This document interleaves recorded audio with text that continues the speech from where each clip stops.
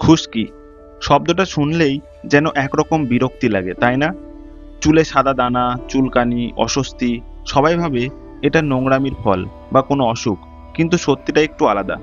খুশকি আসলে শরীরের এক ধরনের প্রতিক্রিয়া, একটা ছোট এসওএস সংকেত।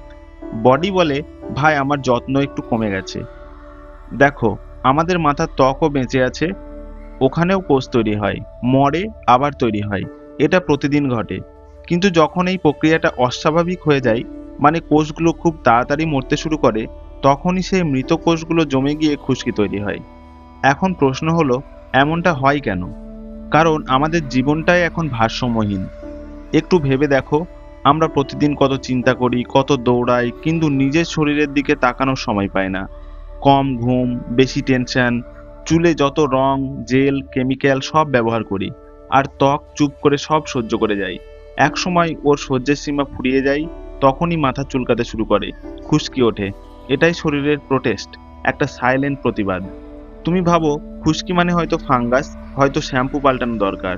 হ্যাঁ, ওগুলো ভূমিকা রাখে, কিন্তু মূল কারণটাও তার গভীরে। খুশকি তখনই হয় যখন শরীরের ভিতরের ভারসাম্য নষ্ট হয়, ত্বকের কোষগুলো তাদের প্রাকৃতিক ছন্দ হারায়, আর সেই ছন্দটাই ফিরিয়ে আনতে হবে। তাই খুশকি সারানোর চিকিৎসা শুধু শ্যাম্পু নয়, এটা শুরু হয় মন থেকে। নিজেকে একটু সময় দাও, ঘুমাও ঠিক মতো, মাথা পরিষ্কার রাখো, মন শান্ত রাখো। শরীরকে বোঝো, ও তোমার শত্রু না, ও কেবল তোমাকে মনে করিয়ে দিচ্ছে তুমি নিজের যত্ন নিতে ভুলে যাচ্ছ। খুশকি কোনো রোগ না, এটা একটা বার্তা, একটা ছোট্ট ইঙ্গিত যে শরীর আর মন একসাথে কথা বলতে চায়। তুমি যদি সেই কথাটা শুনতে শেখো, তাহলে খুশকি যেমন মিলিয়ে যাবে, তেমনি তোমার নিজের ভেতরটাও একটু শান্ত হয়ে যাবে।